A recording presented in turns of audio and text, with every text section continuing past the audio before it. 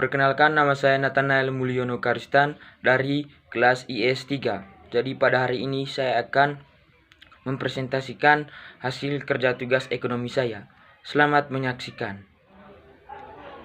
Dalam ilmu akuntansi, jurnal penyelesaian adalah penyelesaian atas saldo-saldo akun di buku besar dilakukan dengan membuat jurnal yang disebut jurnal penyelesaian. Sedangkan ayat jurnal penyelesaian merupakan jurnal yang dibuat untuk proses pencatatan perubahan saldo yang terkait pada beberapa akun.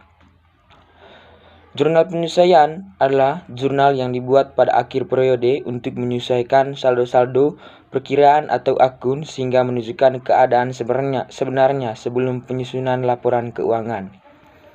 Lalu tujuan. Yang pertama,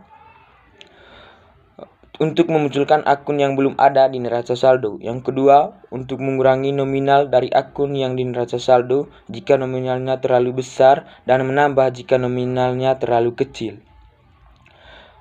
Lalu kita akan masuk pada contoh soal. Contoh soal nomor 1, Seva dibayar tanggal 20 Juni 2025 untuk 1 bulan.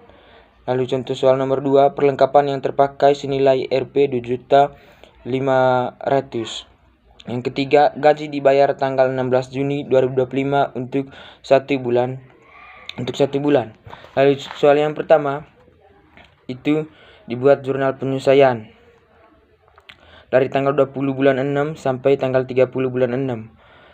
Dari tanggal 30 bulan 6 sampai tanggal 20 bulan 7. Dari tanggal 20 sampai tanggal 30 bulan 6 itu adalah biaya sewa, di mana jarak dari 20 sampai 30 adalah berjarak 10 hari. Jadi di sini akan dituliskan rumus 10/30 kali 2.200.000. Jadi hasilnya sama dengan 733.000. Begitu untuk dari tanggal 30 bulan 6 sampai tanggal 20 bulan 7 sewa dibayar di muka, yaitu jarak dari tanggal 30 sampai tanggal 20 bulan 7 adalah 20 hari. Jadi rumus 20/30 kali 2.200.000 sama dengan 1.466.667. Lalu untuk akunnya itu biaya sewa dan juga sewa dibayar muka. Biaya sewa itu letak di debit 733.000. Lalu untuk sewa dibayar muka itu terletak di kredit 733.333. Lalu yang kedua itu tidak perlu dicantumkan dalam rumus, langsung membuat kotak jurnal penyelesaian. Yang pertama, biaya perlengkapan terpakai. Biaya perlengkapan terpakai terletak di debit 2.500.000. Lalu perlengkapan terletak di kredit 2.500.000. Lalu untuk nomor 3 yaitu dari tanggal 16 bulan 6 sampai tanggal 30 bulan 6 berjarak 14 hari. Jadi rumusnya itu adalah 14/30 kali 1.200.000 sama dengan 560.000.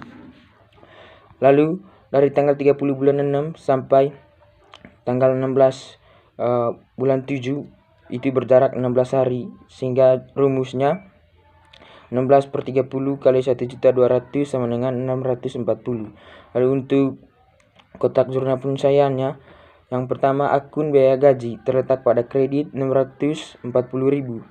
Lalu gaji dibayar di muka terletak pada debit yaitu 640.000.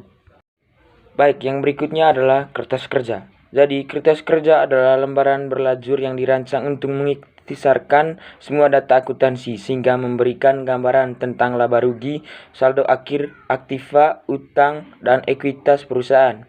Kertas kerja merupakan alat bantu yang mempermudah penyusunan laporan keuangan namun bukan merupakan bagian laporan keuangan. Kadang-kadang kertas kerja juga disebut neraca lajur. Data awal yang diperlukan dalam proses pembuatan kertas kerja adalah saldo akun buku besar yang terangkum dalam daftar saldo. Beberapa data penyelesaian juga diperlukan dalam pembuatan kertas kerja. Umumnya kertas kerja mempunyai kolom debit dan kredit. Pada kolom daftar saldo penyelesaian, daftar saldo setelah penyelesaian, laba rugi, dan juga neraca. Lalu keterangan.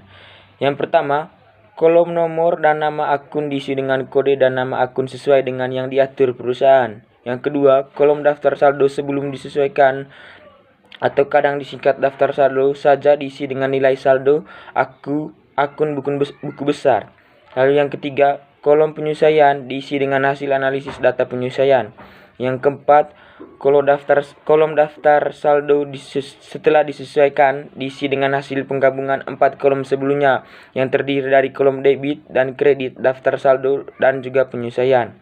Lalu yang kelima, kolom laba rugi diisi dengan saldo semua akun pendapatan dan biaya sehingga akan diketahui hasil laba atau rugi perusahaan. Jika saldo kolom debit lebih besar daripada kredit, berarti perusahaan rugi, dan sebaliknya, jika saldo kolom kredit lebih besar daripada kolom debit, berarti perusahaan laba. Lalu yang terakhir, kolom neraca diisi dengan saldo semua akun aktiva, utang, dan juga modal. Dan kita bisa melihatnya di kertas kerja yang sudah saya susun. Itu saja video